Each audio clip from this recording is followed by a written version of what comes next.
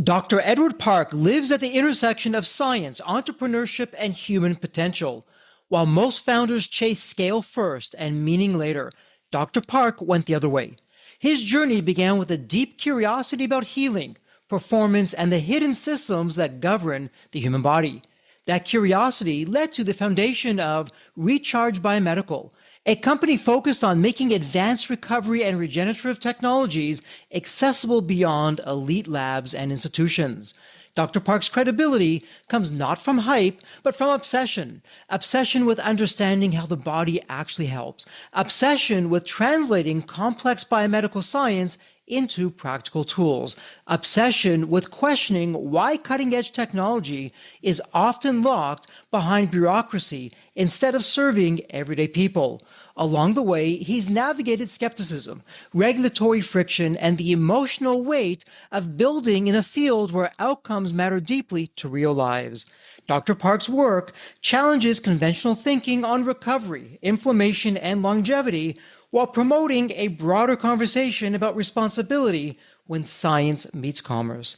What makes Dr. Park compelling is his refusal to separate personal growth from professional ambition. His story is as much about internal discipline, intellectual humility, and long-term thinking as it is about innovation. For entrepreneurs, health-focused leaders, and anyone questioning the true cost of performance, Dr. Park brings a perspective that feels grounded, rigorous, and quietly radical. And before we start the episode, a quick word from our sponsor, Deep Wealth and the Deep Wealth Mastery Program.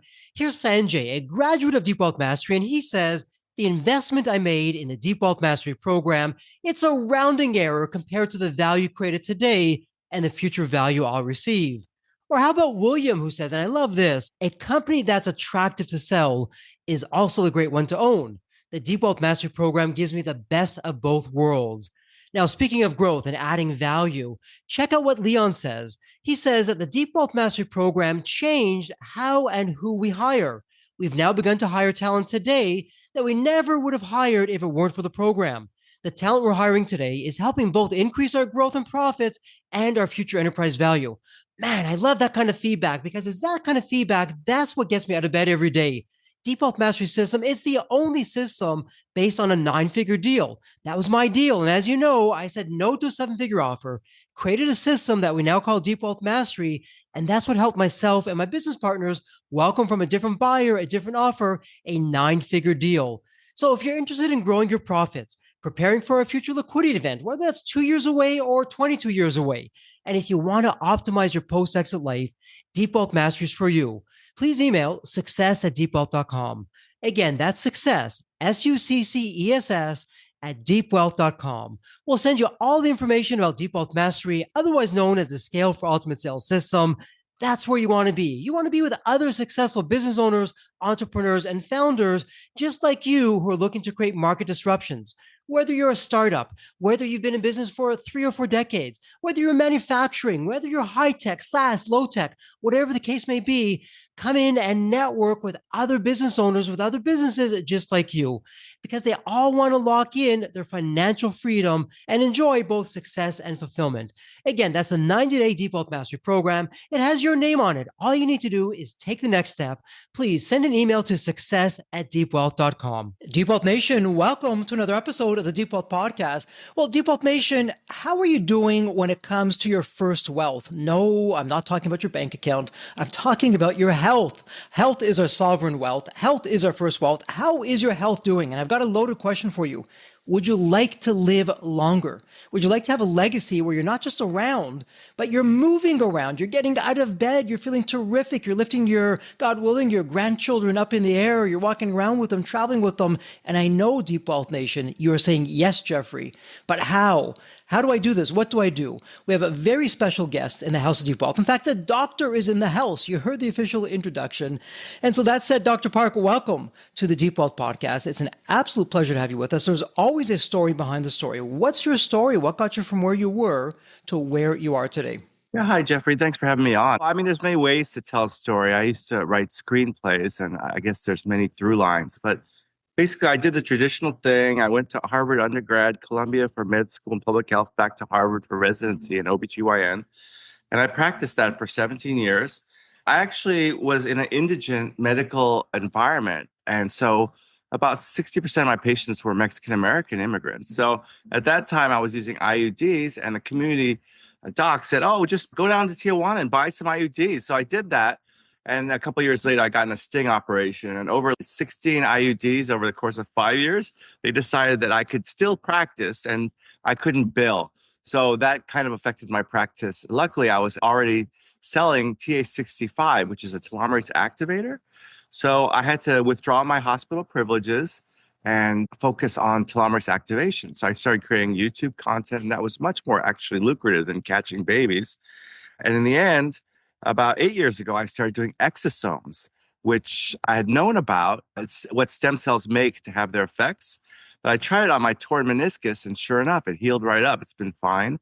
So over the last 8 years, I've developed an understanding, and I'm teaching doctors and lecturing internationally about exosomes, which is how the stem cells work. I've written a book about it, and I've treated probably 3,300 procedures to date. Wow, I love that story. And Deep Nation, please go to the show notes. In the show notes, we have everything there, including Dr. Park's books. And I love exosomes. It's almost like reading poetry, songs of healing. It doesn't get any better.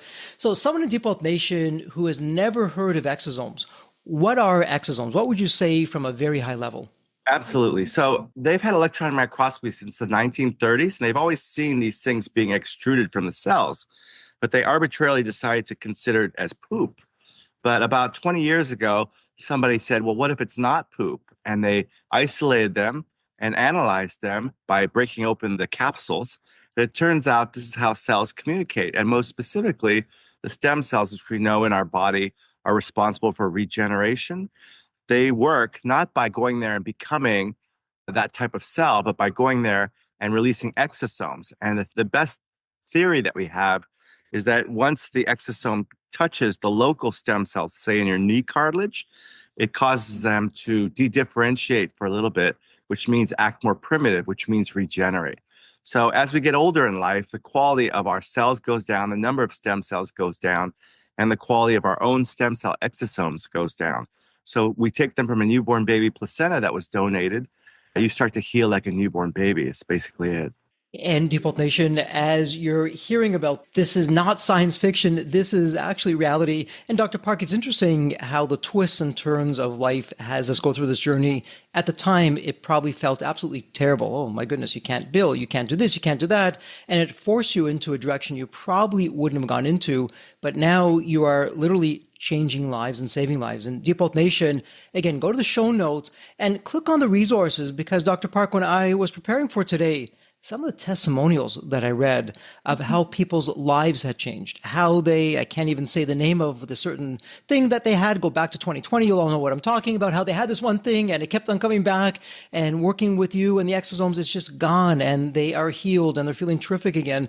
So you're doing some incredible work there. Let's now dial it in for Deep Wealth Nation. So we're talking founders, entrepreneurs, and business owners. I'm going to ask a loaded question, even an unfair question, which you would likely say, well, Jeffrey, every person is different. In fact, every body responds differently. Jeffrey, what could work for you isn't necessarily going to work for the person beside you. But generally speaking, when it comes to hard charging entrepreneurs, are burning the candle at both ends, as the saying goes, what would be some of the challenges? Perhaps it's Pareto's law, the 80-20 principle. Yes, Jeffrey, 80% of these problem areas over here are really only being caused by 20% of the issues over here. Are there some general patterns that you see, especially with entrepreneurs, that you can share with us? Yeah, I think there are various types of entrepreneurs, but basically they're obsessive about creating some value, perhaps about exiting. They're problem solvers, and hopefully they're good team builders. Sometimes they're not, but the main thing is that they're obsessive, right? And so with that comes rumination, sometimes anxiety about the future, and poor sleep, sometimes emotional eating. So, we have people that can be overweight, out of shape, sleep deprived, and all these things are, in the end, quite detrimental to your health. And one of the mechanisms, which I write about in my second book, The Telomere Miracle, is that there is some soft science showing that depression, this anxiety wears down your telomeres. Whereas if you do things like meditate and eat and exercise in moderation, sleep well, good for your telomeres. Now, association is not causation, but there is a very clear mechanism that when your body is in that sort of anxious flight or fight, the cortisol actually inhibits your immune system. Immune system is key. And so also when you sleep in the first two cycles, your body is physically repairing. So these are just fundamental things that people can do. But it's hard when you're charging to make a quarterly report, a 10Q, or you're hiring and firing a CFO. I understand there's a lot of stress, but you really got to keep it simple. You just got to dumb it down. Make sure you get your 8 hours. Make sure you're not binging on Pop Tarts and get out and walk a little bit every day. And we'll certainly circle back and talk about that. Now, you mentioned something that the Deep Wealth Nation may have heard of, but they probably haven't. A telomere or telomere, depending on who you speak to, potato. What is that exactly, and why is that important? Yeah. So about 20 years ago, my father got brain cancer. It made me think, hey, well, why do people even get sick? And so I looked it up and I was like, oh, okay, there's this thing called a telomere. And that's probably the culprit. And there's been hundreds of thousands of articles since then about telomeres or telomeres. And the easiest way to explain it is that at the end of every chromosome, there's a candle wick or a firecracker fuse. And every time a cell divides in two, it has to shorten by 50 to 100 base pairs just because you can't copy to the very, very end. It's like starting a recording. Like, remember in the old days? I don't know how old you are, but we used to record from the radio. And there's that blank tape leader on the front. But pretend you're recording Casey Case American Top 40, but you can only hit the record after the broadcast starts. So you're always losing a little of the music. So the telomere protects that because it's just nonsense DNA information.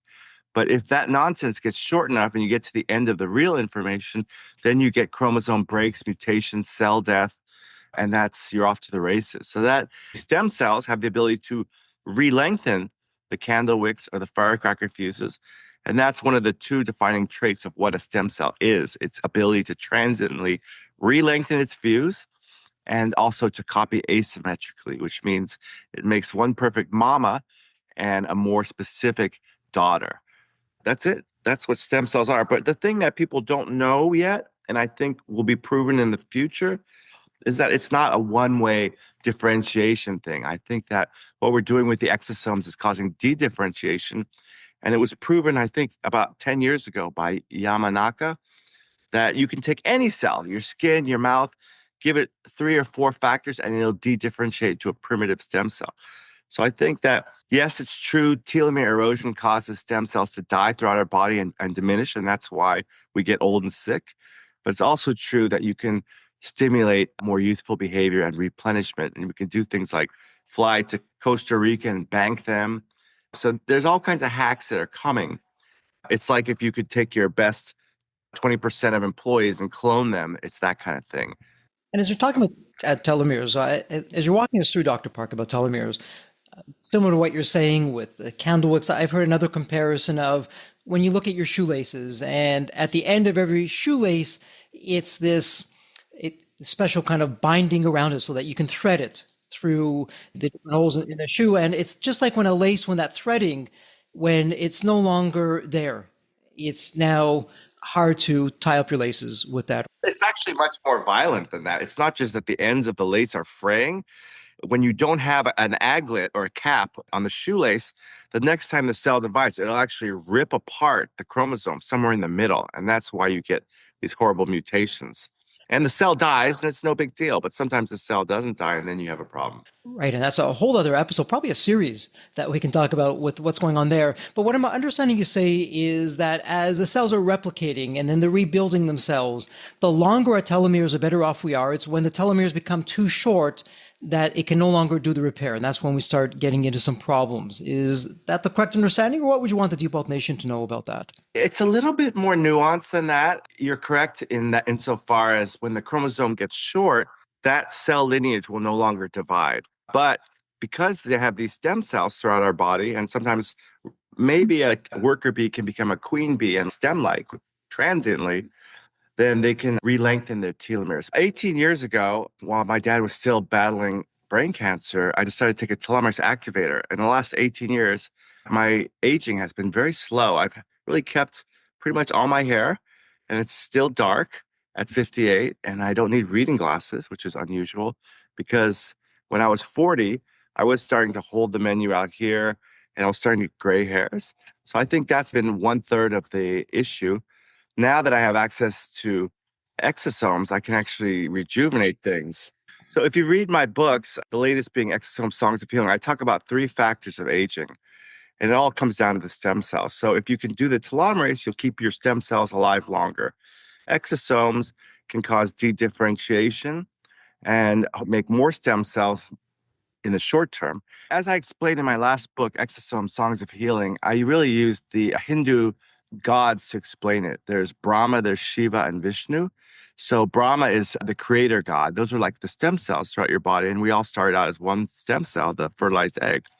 And then Vishnu is the maintainer. So by taking a telomerase activator, which is basically a molecule that came to market 18 years ago, it appears to have slowed my aging process. And then finally, Shiva is destruction. And that kind of is a mixed blessing because you want the bad cells to self-immolate or kill and die, but in the end, we're being depleted of stem cells. But in the future, it could happen now, but in the future, people will be able to store their stem cells when they're teenagers or even younger. I always tell people to freeze the placenta because the scientists will find it real trivial to regenerate any organ from that stored original equipment. It's absolutely mind boggling where the science is now and certainly where it's heading. But let's take a step back because you have a whole methodology and I know you have a following, you have a community, you're really making a difference out there. So, someone in Deep Health Nation, they're probably saying, exosomes, never heard of that. Telomeres, never heard of that. It sounds really complicated. But as I often say on the Deep Health podcast, Deep Health Nation, I don't know how my car engine works. I just know I hop in my car, I push a button, the engine starts, and I drive. And same thing with you, Deep Health Nation. Do you know how the tax code works, or are you going to your accountant? They're doing all the right things for you. So, Dr. Park, I suspect it's the same kind of thing with yourself. I'm coming to you, I'm a busy entrepreneur, heard you on the Deep Health podcast. Okay, Dr. Park, yes, my first wealth is my health. Would love to get that spring back in my step. If I can slow down aging and actually get back to health, can you help me? So, what's the rolling back the curtain here, what's your secret sauce? What does your method look like? And I know everyone's going to be different, but generally speaking, how would you begin to work with me? I think the TA65, which I've taken every night for 18 years, is really helpful. You get great immediate feedback on the quality of your sleep. So that's the first tool. The second tool is if you have aches and pains, our low-hanging fruit that we do most is joints, also torn tendons and ligaments. We can really help with that in many cases. But also more serious issues like cognitive decline, poor vascular circulation. We often have huge benefits from that. Even I had a patient yesterday we talked to with gum recession that was growing back really quickly at just 10 days. So it's something that you don't really have to believe in or understand. It just works because it's not. I've been to one stem cell conference and two exosome conferences, and the science is settled. Unlike the science of mRNA vaccination, it's actually quite clear that how your body works. And it's actually quite accessible to the layperson through simple analogy, which is what I think I do quite well, is to explain science in simple terms. So to understand what a stem cell is, what a telomere is, it's not a tough assignment. Yeah. So basically, I'm telling people that I practice in 6 states: California, New York, Texas, Hawaii, Utah, and Florida. And I also educate doctors. Almost 200 doctors have taken my online course, and some of them have really managed to scale their practice and create more opportunity financially, but also in terms of their armamentarium. Because it's really satisfying to not just be mitigating or slowing disease or treating symptoms, but to actually reverse them is fascinating. And you're right, your health is your wealth. I have at least 3 patients who are billionaires. But like 10 minutes before the call, a guy calls me from Texas, and this guy is so skeptical. I mean, he owns commercial real estate buildings. He goes, "Hey, when you come to Texas?" I go, "Why?" He goes, "My hip. I didn't think it would, but it got better." So he had a really arthritic hip. So he's like, "You got to come and do the other one." So it's the opposite of the placebo. You're like, you don't have to believe for it to work. Absolutely. And so you've developed this whole methodology, and you mentioned earlier TA65. And so, Deep Health Nation, we're talking about a capsule, TA65, for the first time that someone's hearing about this. So, what exactly is TA65 and why are we raving about it? What's going on with that? Yeah, so it came out in 2007. I've been taking it since, and it's a molecule that looks like steroid or vitamin D. And then there might be some modification. They've done some obfuscation on the patent submission, but we think we know what it is, and there's various sourcing. But through a process of micronization, they extract, modify, and produce this thing. And it can be shown scientifically in a petri dish to enhance telomerase activity, which some people thought was a bad thing. They were worried about cancer. But for 18 years, I've taken it every night. And it's pretty much the only thing I've done for 18 years. And it's kept the weight off. I lost a bunch of visceral fat in the first 3 months, no reading losses, and not a lot of gray hair. So I think it's just this weird little thing that it used to be just from a Chinese longevity herb. But again, you can do a deep dive into that, but it just seems to work. And the majority of people who take it are like, oh my God, you're right. The dreams were so vivid. My sleep was so good. And even my 26-year-old and my 22-year-old have started taking it because I guess it's never too early to slow down aging. And Default Nation, as we're talking about this, this is not medical advice. Anything that you're hearing here, please, before you do anything, please check with your medical professional to get the right medical advice of what's right for you. And so one of the things in your arsenal, you're talking about the TA65 in terms of the difference it's made for you, for your family.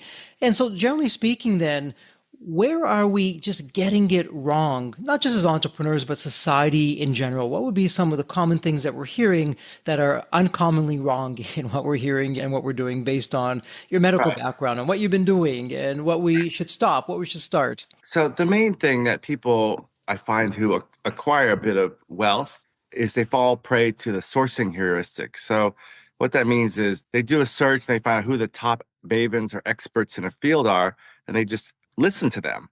Now, unfortunately, the top mavens in the field are selling this program for testing, that program for hormones, this program for senolytics. Maybe they have a book. But, if you scratch a little deeper, maybe they're email buddies with Jeffrey Epstein and maybe their integrity is not so great. I'm happy to pivot and call myself out for being wrong or incomplete about a previous belief system. But unfortunately, once you reach a level of gravitas, the experts are pretty much making boat payments and third house payments, and they're pretty dogmatic about what they'll consider.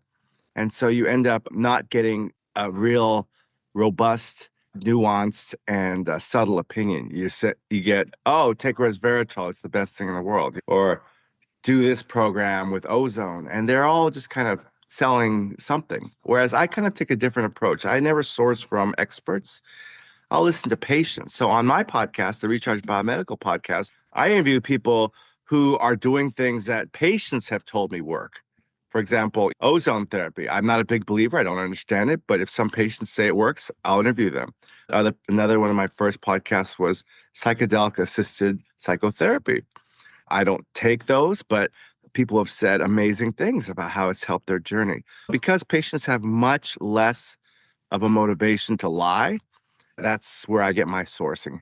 Yesterday, I had a gentleman, he wants to regrow his hair. And he said, well, I went to this website. They said they give me a money back guarantee if my hair didn't grow. And I said to him, listen, if I was to double the charge and I had to have more margin, I could give you a money back guarantee. But the fact is, I'm charging you barely a margin. And if they're saying 30% improvement every time, they're lying. And he just couldn't get his head around that. I'm just like, you don't know who's going to be a respondent and who's not. That's so interesting. So it sounds like you're taking your medical background, your clinical experience, working with patients, hearing what's going on, what's been working for them, what's not been working for them, and you're now putting that into your own boutique kind of formula out there. Okay, Jeffrey, speaking with you, you're having these kind of challenges or these questions. Why don't we look at this? This has worked really well in my patient base. Perhaps we can explore if this can work well for you. How am I doing with that?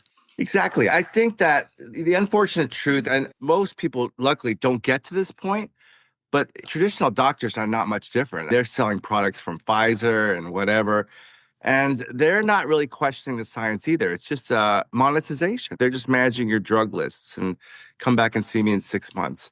So the people with chronic disease that are a little more complex, let's say autism spectrum we're having some success with, or Lyme disease, long COVID, they unfortunately have the experience of having to be their own quarterbacks, their own coaches, and they have to seek out opinions. Sometimes they get in these fringe chat rooms and get bad advice.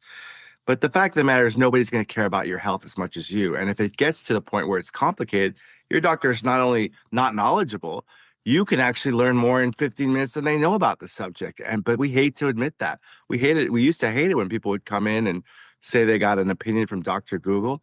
But these days, the AI has become so good at compiling, abstracting, and interpreting that actually doctors are in the midst of becoming obsolete. It's interesting because up until artificial intelligence, otherwise known as AI, the data point of one, well, Jeffrey, don't even want to talk about it. We can't even look at that. How can you be a data point of one? It just can't be supported. But now with artificial intelligence and something called the internet, where you have the long tail, where we can look into things and find out things, actually the data point of one is becoming a whole new area where, Jeffrey, yes, this is custom for you and it's going to work for you because of AI perhaps, or these other kinds of things. So from that perspective, how has AI begun to change how you're helping your community of patients, how you're helping people regain their health? What's going on with that? What are you seeing? If people understand over the last 4 or 5 years, the large language models have become better and better. So they do really well with language. I think my Claude says it knows 117 languages. But if you really do a deep dive into how it's working, it uses a lot of inference. There's a really interesting layer of emotionality, intention. So it's more human than humans. Its sensitivity, its metacognition is quite nuanced, in my opinion. But it can be good to summarize an opinion, but this is where you need a doctor because the doctor has their biases, which you might think is a weakness, but actually they can say, well, in my life experience, it's probably not a weird endocrine tumor. It's sometimes the AI doesn't always understand probability as well. So it'll throw out some zebra for you, and then you'll be all worried about this thing.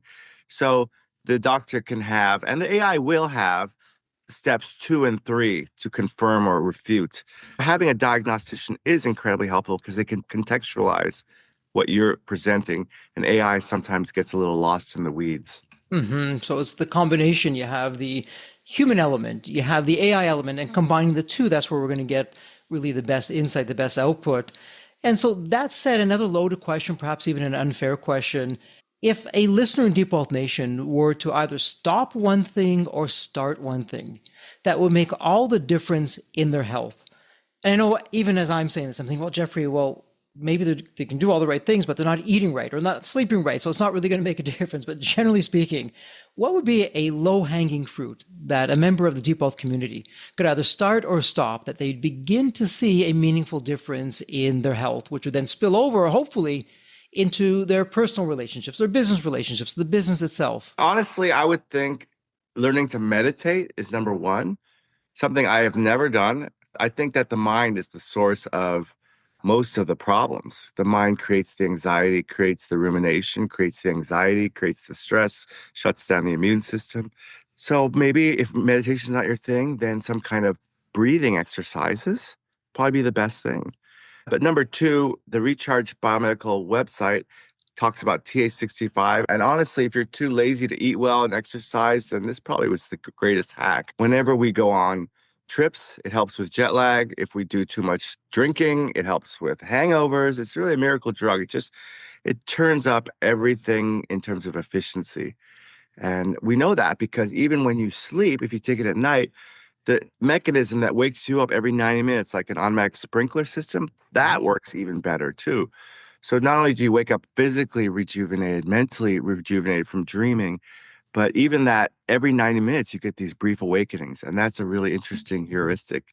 So it's very real time. And again, for 19 years, this last 2 years, I started taking occasional DHEA, maybe some vitamins. One of my podcast guests does personalized vitamins. And like you said, the N of one. I think it's really headed that way. I have another doctor who I helped train in exosomes, and she founded a huge company that does personal genomics. This is not some kind of fantasy horoscope stuff. This, if you're missing 2 copies of a gene like a methyl tetrahydrofolate reductase, you can take a supplement that will help you with that. So they'll go down a list of 130 genes, and you can see this on the Recharge Biomedical podcast. And Kim Ressler created this company, and for $70 a month, you'll get your personalized vitamin pack based on what gene mutations you have. You're right, N of one, personalized medicine, it's just some fancy thing, but there's no reason why it wouldn't be valid. And it's interesting, coming from a doctor who's gone to the top of the top schools, you named your lineage before, just at the start of the podcast. Oh, Jeffrey, I went to Harvard here and I did that over there. to hear you say, well, maybe meditation or breathing. And of course, you can take a look at the TA65. Having you say that is actually refreshing to hear from someone on the medical side, which typically, well, it's very clinical. Let's look at the science here and that there. And yes, there's science behind meditating and breath, and I get all that. What's behind that, though, for someone in Deep Health Nation who, like you, is saying, well, yeah, Dr. Park, I can't meditate. I've tried it. I get the monkey mind. After 30 seconds, it's just game over for me. But you're saying I should be meditating, or perhaps I want to look into the proper kind of breathing. So what's going on with that? You could break it down many different ways. It's basically when you're in a flight or fight mode, a sympathetic activation, it's in your head, it's in your spirit. You're anxious, you're worried about the future. When you're depressed, you're worried about the past. But when you're breathing, you're in the present moment. So the act of meditation, I don't do it. Again, this is me. I'm not preaching to the choir. I don't do it. I find it boring and weird and the monkey mind. But the idea behind it is non-attachment. This wonderful idea that you are not your thoughts. The future is unwritten. This idea that any amount of worrying is not going to make the problem more likely or less likely. Well, actually, probably more likely because you'll manifest that. You could talk about the vagus nerve. You could talk about sympathetic tone, cortisol suppressing lymphocytes. But everybody knows, and if you practice medicine long enough, that a lot of the chronic disease emerges from a spiritual problem, either from this life, from childhood trauma, or even from past lives, perhaps, if you read Brian Weiss's work. So the mind, the spirit ruminates on this sort of trauma in order to recreate it, to vanquish it, but it ends up people have horrible problems. And maybe even if you have immune suppression for long enough, it's a source of cancer. But certainly with inflammatory bowel and irritable bowel, your gut feeling is your feeling. And so people are always ruminating themselves into chronic illness, I think. As a Deep Health Nation, as we're talking about this, you may be getting lost. Oh my goodness, I haven't heard about some of these terms and there's a lot going on here, but not really. And what I love about Dr. Park, what you had done, and again, Deep Health Nation, go to the show notes. In your book, Telomere Miracle, and you referenced this a little bit earlier, you took the complex and you broke it down into the simple, not to confuse simple with simplicity. Part one, aging is optional. Then you go into part two, telomeres, the tool that turns back time, and then part three, the telomere plan in action. And so again, Deep Health Nation, check out that book, go through it for yourself. Dr. Park, as the author of that book and really the thought leader in these areas, what I'm hearing you say time and time again, our whole conception that aging is natural and that this is just the way it's got to be, this is the way that it's always been, this narrative is being challenged.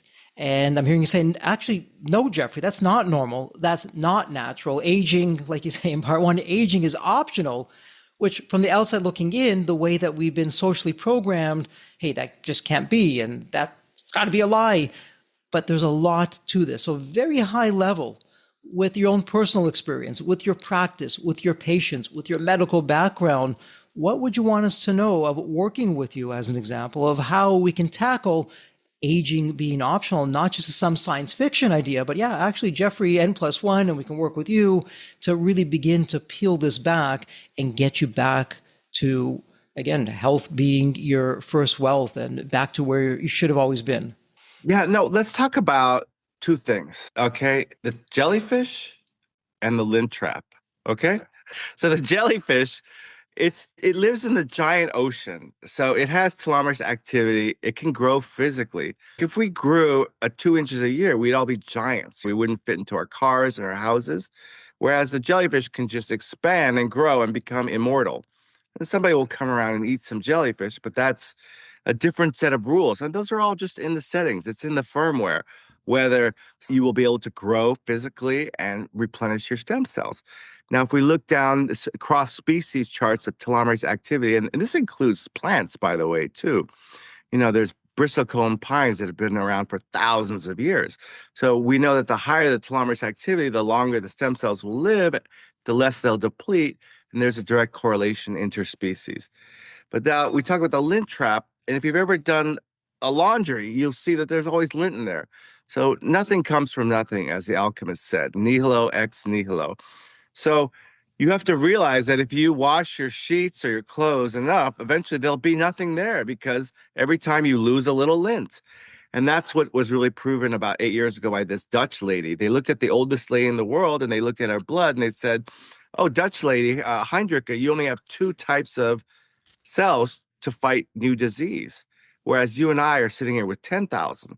So if you no longer have an immune system at the age of 116, that's it. It's game over. The Lynn trap has won. So these are really the forces. But if you do the thought experiment, and my 26-year-old, if he has a good exit, he's in venture capital. He's thinking of going back to Costa Rica, where I gave a lecture last year, and just taking his 26-year-old stem cells and freezing them. Now, there's downstream risk as to are they going to have backup power generation, blah, blah, blah. But if people were really serious about mitigating aging, they would freeze their own stem cells. People sometimes think, well, my son did it, so it will help his sister. No, every person has a unique genetic signature. But if it was your birthright to freeze your placenta so that 200 years from now you could use it to make a kidney, that would change the game. Because even the cells that we use to make exosomes now, it's from a single donor. And that means that they copied that single donor cells generation after generation to make hundreds of vials. So these are practically infinite. So you can make like a clone army of your own replacement cells. But because there's no experts in the field that write books, New York Times bestsellers, they don't have a placental banking system or stem cell lab, nobody's advocating for this. If you were truly a Silicon Valley billionaire and you wanted to hire somebody, you would hire people with experience, not with books to sell.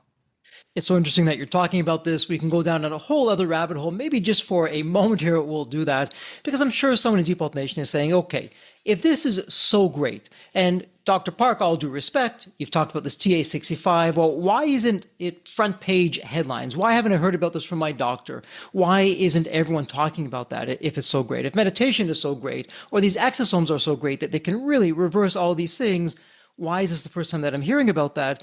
And so with that in mind, Dr. Park, I've often said on this podcast, and I need to be careful with how I say this, if we look at it from a business side of things, sick care is a more profitable model than health care. And there's many entities out there that don't want us to be healthy because it's lousy for business. They'd rather, as terrible as it sounds, that people are sick and they're suffering because it's a better business model.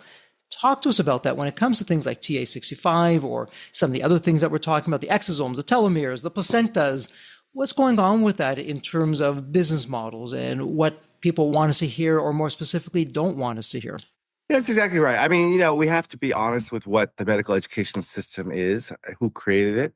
The Rockefeller Institute created it, and it's largely to sell drugs. And so we study single molecule pathways.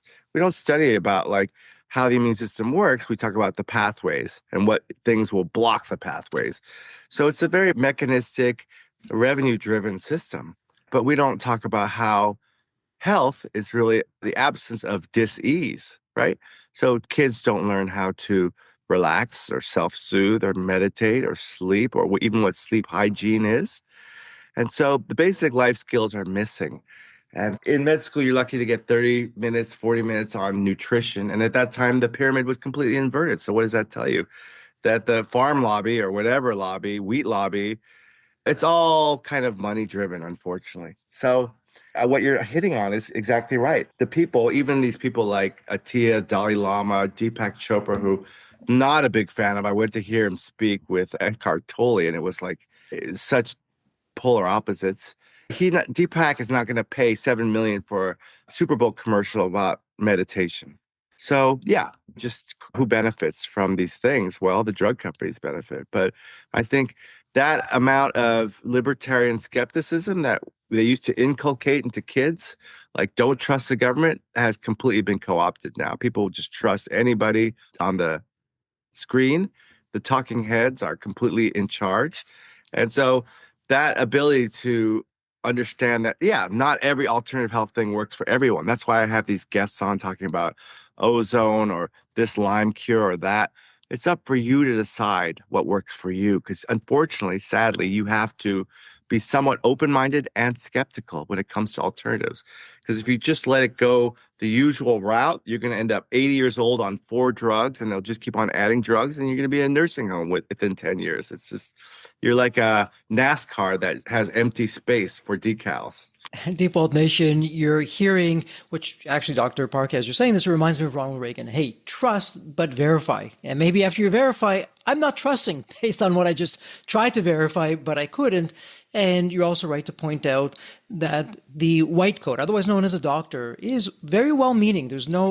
Usually there's not any malicious attempt, but maybe they only had less than an hour of training on food and nutrition or these other kinds of areas. They're dealing with what they know. They're doing the best that they can. And Dr. Park, that's where someone like yourself, you can come in with your insights, with your own research, with your own clinical practice. Hey, Jeffrey, let's look at this or let's try that. And what I'm hearing you say is you're slightly cynical, as you should be, but you're verifying it on the back end. And maybe it's not going to work for you, but it could work for someone else. And you're sharing that with your patient base, with your clients, helping them take their life to There's the no next level. absolutes. Let's take two of the most popular classes, like hormone replacement and cholesterol drugs, right? So a doc will easily add these and be very loath to remove them. Mhm. But maybe for a woman who needs hormone replacement, maybe it's for the years around her perimenopause, and then she can go on a lower dose or no dose. And for the cholesterol, there's certain familial hyperlipidemic syndromes where, yeah, your risk is so high. I would definitely recommend that. But even that has come into question. It's a great book written about the science and the epidemiology that says, this was just a rush to prescribe. So we have to really question. One of the really interesting things I came upon with just open-minded thinking was that hypertension isn't a disease, it's an adaptation to stiff arteries. But likewise, cholesterol being elevated is not necessarily a disease unless you have one of these weird hyperlipidemia syndromes. It's actually the decreased utilization of cholesterol. People simplify it and the doctors don't want to think about it, and they're just wearing a fig leaf. But essentially, they're wearing the emperor's new clothes because they don't really do the deep dive. I can probably single-digit percentages looked at the mRNA vaccines safety data. If they had, they'd be horrified, which is why Pfizer tried to hide them for 75 years. In Canada, where I heard they wanted to hide the vaccine complications for 15 years. Anytime somebody wants to hide data for any number of years, it's not a good thing. Absolutely. And here we're hearing the straight goods from someone in the No Default Nation. And Dr. Park, before we do go into wrap up mode, I'm wondering, is there an important question that we haven't yet answered, or even a topic or a theme that you'd like to get out there before we go into wrap up mode? Yeah, a lot of people have heard, as I've heard, good things about stem cells. Mm-hmm. I think the one difference people need to understand is I get this a lot. Doc, I can do PRP for just $600-800. I can do stem cells. Maybe it's like 1.5, 2x what you're charging. Stem cells are more expensive, but the difference between a stem cell and an exosome is that the stem cell is giant. It's like 300 to 500 times bigger than an exosome. And the stem cell is a living thing, and it has self-antigen, which means that even if you take somebody else's stem cell, it's going to get destroyed by a competent immune system within a few days. During those 3 days, it'll make exosomes, which is great, but it's probably just a minorly inflammogenic process. But definitely the PRP causes inflammation, which is a Faustian bargain. So the way it works is you get your PRP, like they take out your blood, they inject it in your joint, and it causes inflammation. That's why they say, please don't take aspirin. And then that inflammation brings in your stem cells, and they secrete your 58-year-old exosomes, and it tries to do the healing. But now we have just the exosomes from a newborn baby placenta. You don't need the stem cells, which are more expensive and less predictable, I think. And then you don't need the inflammation from the PRP. So I think this is the more elegant way. And Default Nation, the takeaway there, I'm not sure about you. I don't know if I understood a whole lot of that, but the takeaway here is reach out to Dr. Park, work with them, just like you have the right advisors for you and your business. Your body, that's your first business. That's your first health, your first wealth that we should be looking at. You don't necessarily have to understand what's under the hood, but get someone who does, who can walk you through that. You can ask the tough questions, you can trust, but verify and see if it's the right path for you. And Dr. Park, I appreciate you sharing that. Sorry, it was complicated. But my point is they're all working via the exosome. Uh-huh. So instead of having a hamster wheel that pulls a lever that then hits a balance beam that triggers the button, just hit the button. The exosome is all you need. Yeah. But to me, the takeaway, and it's an important one, you're talking about exosomes, you're really getting to the root cause of this. You literally wrote the book on it, so you know a thing or two of what's going on about this. And again, it takes the pressure off of me. I cannot be an expert in every area of my life, nor should I be. There's not enough time. It's not humanly possible to be able to do that. You've done that. You're now sharing what you've learned. This is your craft. This is your art. This is your science that you've been developing. You've dedicated your life to this in Deep Wealth Nation. That's the whole point. We put the right team together. That right team is like compound interest. When we have the right team, the right people on the right bus, in the right seat, we get incredible results. Like compound interest, it's a huge return on investment. And so that said, Dr. Park, we're at the point where we're going to go into wrap-up mode. It's a tradition here on the Deep Wealth Podcast. It's my privilege and honor. I ask the same question to every guest, and it's a fun question. Let me set this up for you. When you think of the movie Back to the Future, you have that magical DeLorean car that will take you to any point in time. Imagine now, Dr. Park, it's tomorrow morning. You look outside your window. Not only is the DeLorean car curbside, the door is open, it's waiting for you to hop on in, which you do. You're now going to go to any point in your life. Perhaps when you're a young child, a teenager, whatever point in time it would be, what would you tell yourself in terms of life wisdom or life advice or, hey, do this, but don't do that? What would that sound like? Obviously, the most pedestrian answer would be go back 15 years and say, just buy a lot of Bitcoin. That's a popular answer here. Yes, I'm with you on that. But, one of my billionaire patients did that. He told his mom like 14 years ago, hey, mom, just dump 20,000 into Bitcoin. It's only 10 cents. She's like, you idiot, you're going to lose all your money. I told her, I go, hey, you know what? That would have been worth 17 billion now. I think that, as with all the fables and parables, money brings more money, more problems. Mm-hmm. It's very hard. I probably could go back to 10 months of age and just spend time with myself. Because at that point, we were living in Canada and my mom dropped me off at a friend's house for a month to do a road trip to LA. And I think that probably was a very formative thing in terms of my attachment style. So I probably would have gone back to 10 months and just been like, oh, don't worry, it's going to be fine. Speak baby language and not worry about the future. Because I do think that most people's personality styles, attachment styles, rumination, proclivities, and neuroses come from perceived childhood traumas. And it's the reenactment of those, the source of so much of our suffering. It's the inability to live in the present. Wow, a lot there to unpack. But what I'm hearing you say is, hey, don't worry, everything's going to work out. And then if we look at where we are, we're probably here because of what happened when we're younger as a child. And if we can understand that, of where it came from, it can help us. Okay, that was then, this is now. But I love what you just said. Hey, Jeffrey, be in the present moment. That's why it's the present. Yesterday's like a canceled check. Tomorrow's a promissory note. It's not yet here. The present, that's the gift. Be in the present moment. It's wonderful advice. And for someone in Deep Wealth Nation, they have a question. They would like you to start working with them, maybe even their team, to help take their health to the next level. They want to become part of your community. They want to ask you some questions about that. Where would be the best place online to reach you? Yeah, my website is rechargebiomedical.com. And I have a Spotify, iHeartRadio, Apple, and the YouTube has pretty much all I've been doing for the last 20 years as video education.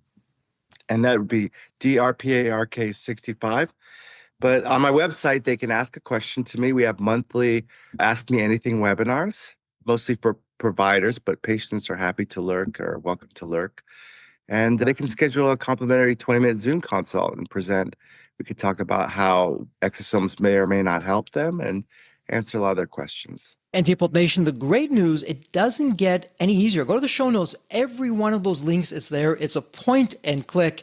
So that said, Dr. Park, congratulations. It's official. This is a wrap. As we love to say here at Deep Wealth, may you continue to thrive and prosper while you remain healthy and safe. Thank you so much. Live long and prosper. It's a very Vulcan ending. All right, I like it. At Deep Wealth Nation, you can't see this, but we have the Dr. Spock and the whole hand gesture with that. If you're a Trekkie fan, I absolutely love that. God bless, Dr. Park. Thank you so much. All right, thank you, sir. Have a good day, Jeff. So there you have it, Deep Wealth Nation. What did you think? So with all that said, and as we wrap it up, I have another question for you. Actually, it's more of a personal favor. Did you find this episode helpful? Have you found other episodes of the Deep Wealth Podcast empowering and a game changer for your journey? And if you said yes, and I really hope you did, I have a small but really meaningful way that you can actually help us out and keep these episodes coming to you. Are you ready for it? The dramatic pause. I'll just wait a moment. Drum roll, please. Subscribe. Please subscribe to the Deep Wealth Podcast on your favorite podcast channel. When you subscribe to the Deep Wealth Podcast, you're saving yourself time. Every episode automatically comes to you, and I want you to know that we meticulously craft every one of our episodes to have impactful strategies, stories, expert insights that are designed to help you grow your profits, increase the value of your business, and yes, even optimize your post-exit life and your life right now, whatever you want that to look like. And every time you subscribe and a fellow entrepreneur subscribe, it's a testament to how together, yes, we are changing the social fabric of society. One business owner at a time, one liquidity event at a time. So don't let the momentum stop here. Subscribe now on your favorite podcast channel. You'll never miss an episode. You'll be the first to hear from the top industry leaders, the innovators, the disruptors that are really changing and shaping the business world.